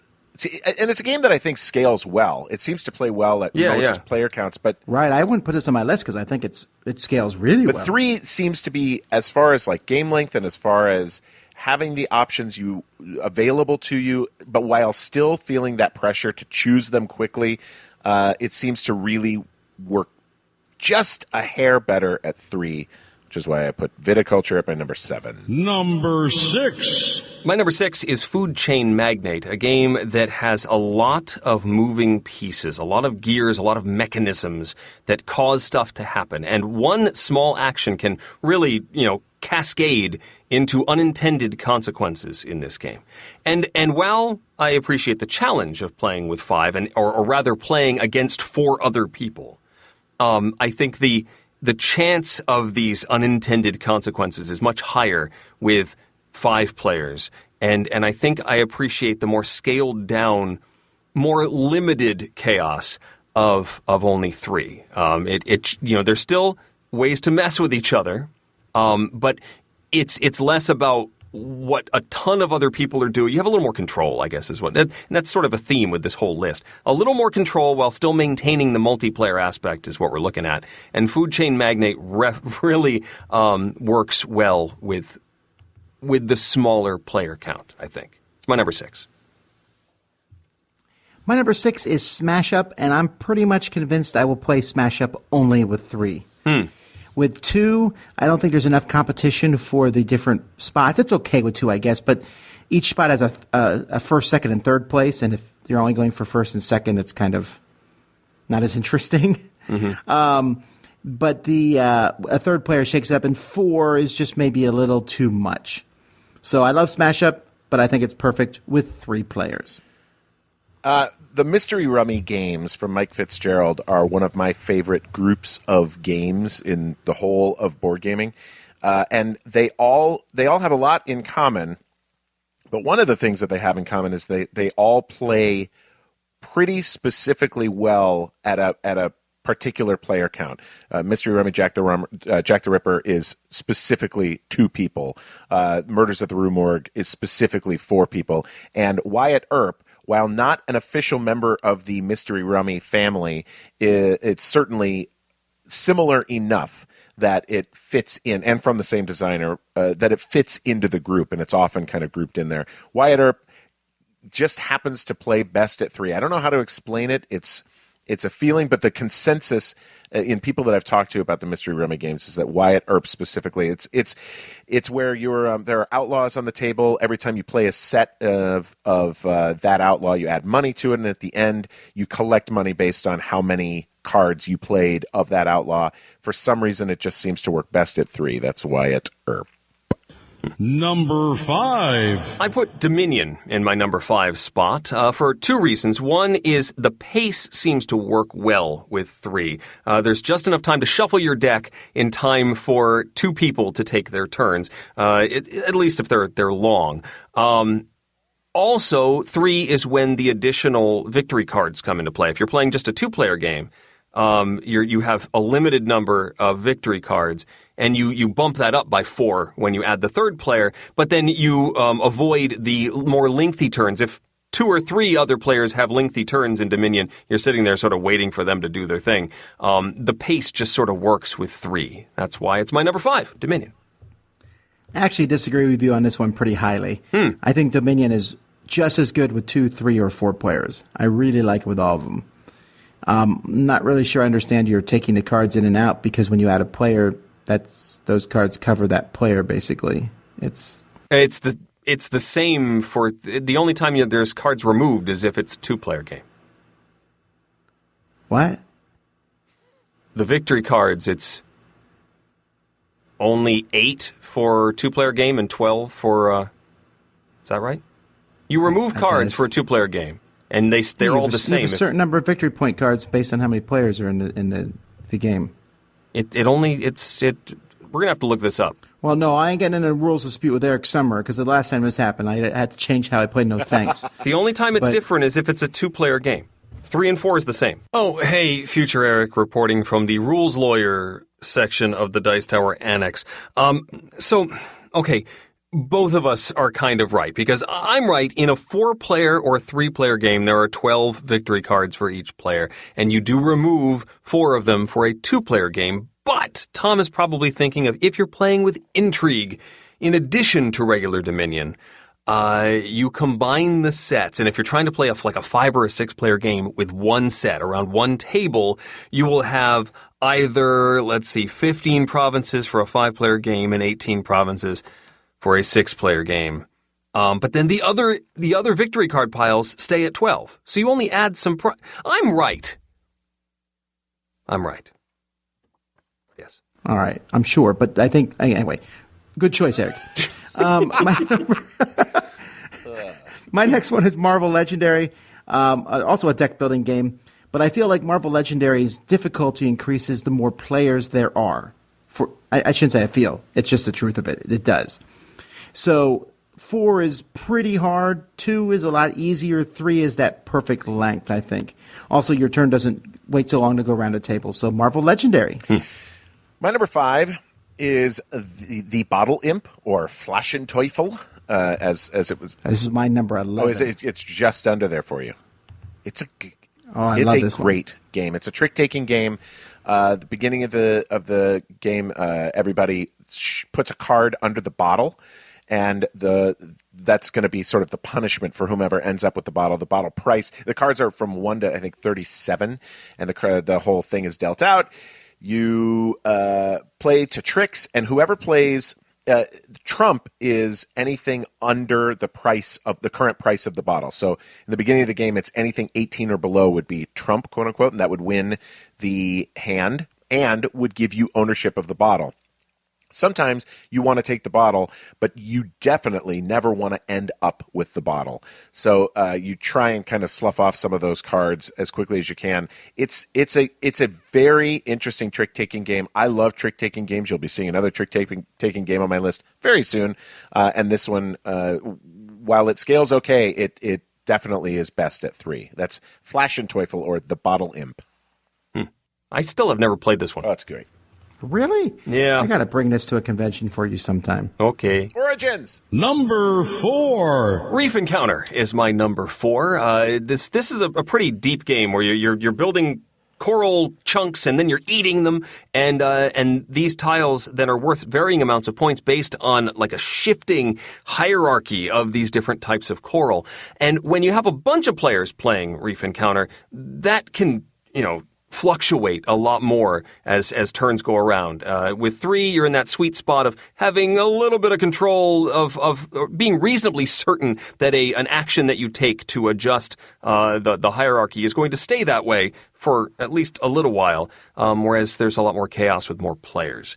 It's easier to sort of cognitively keep track of other people's stuff as well if you stay at 3.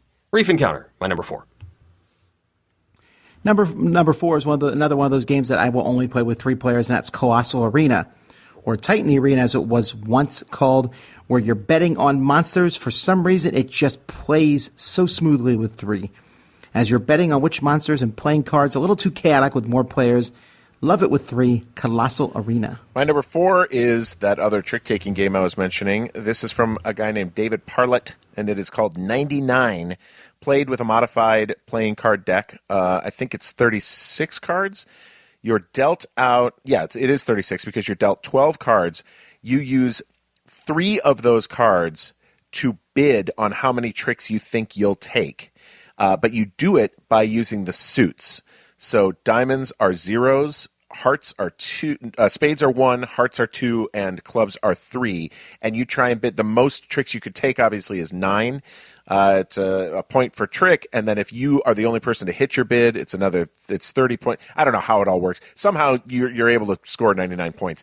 It is a fantastic trick-taking game. If I ever have 3 people, I recommend this game. It's truly one of my favorite 3-player games. That is 99. It's good. It's good because it plays. Everybody can learn it. If you know anything about trick-taking games, you will like the game, and there's plenty to think about. There are variants for 2 or 4 players. I think it even goes up to 5, but the only way to play it is with 3 players. It's 99. Number 3. My number 3 is Alien Frontiers. Much like Viticulture on Rich's list, this one does scale well. It adds action spaces as you add players on the big board. I've been playing a lot of this 2-player via the app, and I don't really like it at that level because there's usually only one spot in each of the action spaces. So one person blocks it, and it's possible for them to continue to block it over multiple rounds. When you add the 3rd player, you have 2 spaces in most of the action spaces. And that gives a little bit more of a chance for somebody to jump in if they really want a particular action. Yes, they can both be blocked, but I like it's less of a chance that it's going to continue to be blocked round after round. But at 3, it moves faster than it does with 4, and Alien Frontiers can slow down with more players for sure as you try and work through what to do with your many dice. So 3 is the sweet spot for Alien Frontiers, and it's my number 3. My number 3 is Eldritch Horror. Eldritch Horror is a long, grandiose game about gallivanting all over the world and fighting Cthulhu, slightly longer than Don't Mess With Cthulhu. And it's really too long with more than 3 players. But 2 just, I don't know, 3 is better than 2 because you have more people to enjoy this wonderfully story-driven game. My favorite number to play this game with, easily Eldritch Horror. Yeah, I agree with you. With 2 people, plus it's not just the more people enjoying it, it's that you sometimes need that 3rd person to go and do other things elsewhere on the board, and you can't be as effective if it's only 2 of you. I think 3 is the sweet spot for me on Eldritch as well. My number 3 is another one that is specifically designed for 3 players. There is a 2-player variant, but skip it. It is called End of the Triumvirate. It's right in the name. It's 3 players. This one, I believe, is an early Z-Man publication. It's Roman leaders. Everybody's either Caesar, Pompeius, or Crassus, and there are 3 ways to win. There's a lot of 3s in this. There's a political victory by getting elected to the consul twice. There's a military victory by conquering 9 provinces, and there's a competence victory, which is reaching a 7 on both the military and political competence. There are those 3 paths to victory. It breaks down perfectly for 3 players. Each player has something they're slightly more strong in than the other players, so you tend to go that way, but it really can go any direction. It does not get any love these days, and I highly recommend you check it out. End of the Triumvirate. Number 2. Number 2 is Samurai, a classic Reiner Knizia game, and there's 3 different figurines that you're fighting over, all the players. There's the hi-hats, the Buddhas, and the rice patties.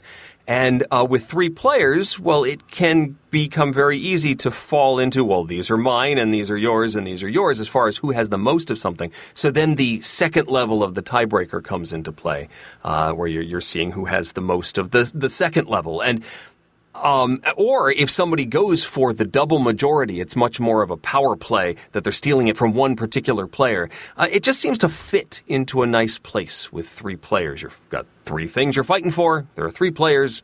Samurai, number 2. Yeah, it's like Samurai was basically made for 3 players. You can't really argue with that one. My number 2 is On the Underground, about moving a lazy passenger through the British tube system. And you control a certain number of subways based on how many players are in the game. With 3 players, it's just right, the number of subway systems that you control. You don't own too few. It's a little better than 2. It works pretty well with 2 also, but I just love it with 3 as you're trying to place these down to make the guy use your subway over other people's. That's On the Underground. My number 2 is one of my rated 10 games on Board Game Geek. That is Star Wars Imperial Assault, specifically the campaign version. There are 2 ways to play the game out of the box. Skirmish, which is just sort of a one-off fight, and then the campaign mode, where one person is the Imperial forces and the other players are rebels. The game scales really well because it gives special bonuses to people depending on how many players there are.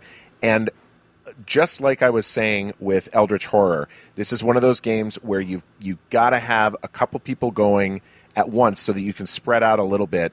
But it doesn't need more than 3. It's 3 seems to be a nice sweet spot. The 2 people can kind of work together, collaborate. The 2 rebel players can collaborate against the Imperial player, and I think that it goes along pretty smoothly with those 2 pumped up characters on the board rather than more sort of slightly weaker characters. That is my number 2, Star Wars Imperial Assault.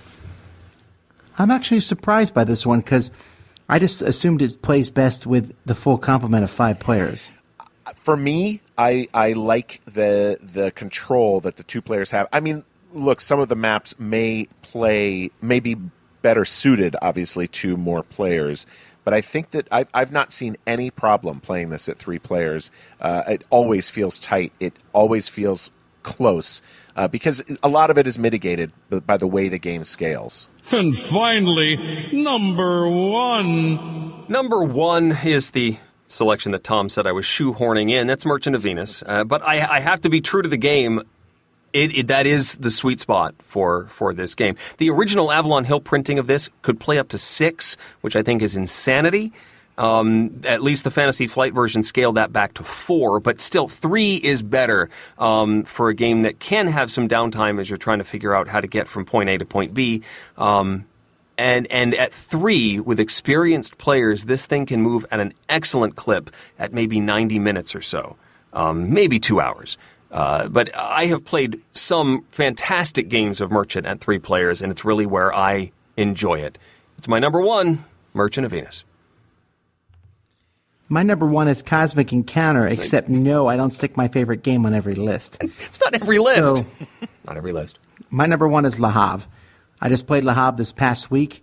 Again, every time I have 3 people, I'm like, what's a good, ooh, yes, Le Havre. And like I said, most Rosenberg games do seem to work really well with 3. Mm-hmm. They work well with 2, but for 3, there's just enough player interaction. And Eric's right. There's that big pile of fish or whatever that no one's been taking. Mm-hmm. And I might get it. As long as Stephanie doesn't get it first, that type of thing. Yeah. A lot of fun for me, Le Havre. My number 1 is Mansions of Madness 2nd Edition. This is a game that plays from 1 to 5, and it plays pretty well at all of those counts. But the more players there are, the longer this game takes. And again, similar to Eldritch Horror, this is a big Cthulhu fighting game where it's you against the AI of the game. So you could really play it at any number, but 3, I've played it at all player counts, and 3 seems to be enough people to get around the map and get the stuff done that you need to get done while not taking an inordinate amount of turns. That's why I put it at my number 1, Mansions of Madness 2nd Edition. That's a good choice. I do like that one a lot. So I've been playing it a lot solo, so that kind of pops my view on it maybe, but maybe 3 is best. It's just good to have other people around the board. All right, let's see what the people's choice said. Number 10 was Smash Up.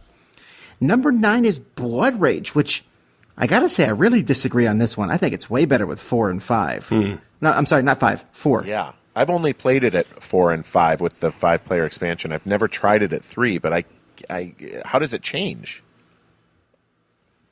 Well, I mean, there's that you block off some of the areas you can't go to. You don't fight over. Number 8 is Agricola, people agreeing with Eric. Number 7 is Ticket to Ride, and I didn't put this one on my list because I think it scales really well. I like it with all the player counts. Yeah, I agree. Number 6 is Seven Wonders. Really? Well, I've heard this, that because all the players are in the game, you're not, that whole, you're only worried about the person to your left and your right, doesn't apply when you got 3. Everyone is in the game. And plus you're seeing the drafted cards multiple times. You know, this hand I'm going to get back once, maybe twice, before all the cards have been drafted. Yeah, I've heard that too, and I wonder. I haven't played it with 3 very often myself. So, Number 5 is Pandemic, because the people's choice tends to shoehorn Pandemic into any possible list we can get it into. Best area control game. Number 4, Carcassonne. I think Carcassonne plays best with 2, honestly.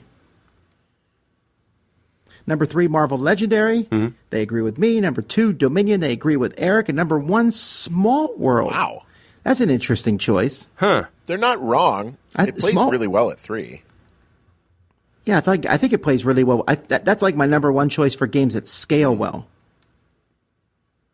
Okay. Because of the different maps and different sizes. I think it just plays really well with all the different player counts. But that is it. Best with 3. I think actually this is a pretty handy list because you will be surprised how many times you run into 3 people. Like, then that's the reason I played Le Havre this week, because we had 7, so 4 people went off to play the latest hotness of Yamatai, and there was 3 of us left over, and I was like, ooh, 3 people, Le Havre. You know, and I'm a big fan of 3-player games, honestly. I think it's a good group to have. 3 is my most common playing group size, so I've really spent a lot of time at this player count, and I dig it. It always makes me sad when a game doesn't scale well to 3, so I will be pulling from this list. Well, folks, that's another end of another episode. Rich, thanks so much for taking time out of your schedule to join us. Thank you guys for having me. It was a delight. Well, Rich has his own podcast, which airs in random strange corners on the internet. That's correct. How would people find your podcast, It's sir? difficult, I'll be honest. I don't really advertise it or make it easy to find. But if you follow either my board game Twitter handle, which is at CardboardCast, or if you just want to know when it's live, it airs live at random times. You can follow at CardboardIsLive, and that account only tweets when I'm going live, and I take phone calls from people. Eric was a guest just an episode or 2 ago, and yeah, there's no set schedule. It's whenever I feel like sitting down and hitting the switch to go live. So sorry in advance if you're trying to track it down. I don't make it easy. I called in once and was told I couldn't win a prize. That's true. You don't get any prizes, Tom. Your whole life is prizes. It is prizes in many different ways. Well, thank you so much for coming on. Thank you, guys. Thanks, everyone, for listening. Until next time, I'm Tom Vassell. I'm Rich Sommer. And I'm Eric Summerer. And you've been listening to The Dice Tower. Thanks for listening. Promotional consideration has been provided by game publishers in the form of review copies of games. This episode number 509 was recorded on June 8th, 2017. Coming up next week, Tom and I talk about how to teach a new game to your group. Support for this podcast comes from listeners like you. Thank you for your continued support. And speaking of support, the Jack Vassell Memorial Fund is dedicated to providing support to members of the board gaming community in their hour of need. Find out more about the fund's mission and how you can help at jackvassell.org. The Dice Tower is produced by Tom and me, with production assistance from Itai Perez, Derek Porter, and Rob Seary. Our theme was composed by Timothy Pinkham. Bacon Sauna provided by Steam Pork. And hosting is provided by Cool Stuff Inc., where you can find great games at great prices at CoolStuffInc.com. We love feedback. Visit the Dice Tower Guild at BoardGameGeek.com. Email us at dicetower@gmail.com or follow us on Facebook. And of course, you can find more from the Dice Tower Network, including Board Gamers Anonymous, Board Game Corner, the Pusher Luck Podcast, Rolling Dice and Taking Names, the Geek All-Stars, Dukes of Dice, Our Turn, and Board Game Breakfast at dicetowernetwork.com. Until next time, from all the gang at the Dice Tower, have fun gaming. So, Rich, what is the most obscure thing that somebody's recognized you for? I got recognized for a video game that there was a video game called L.A. Noire where I was filmed, and so you saw my actual face in the game, and somebody did not know me from anything except from when I got interrogated in one scene of L.A. Noire. Nice. Yeah. It's a deep cut. It was a deep cut.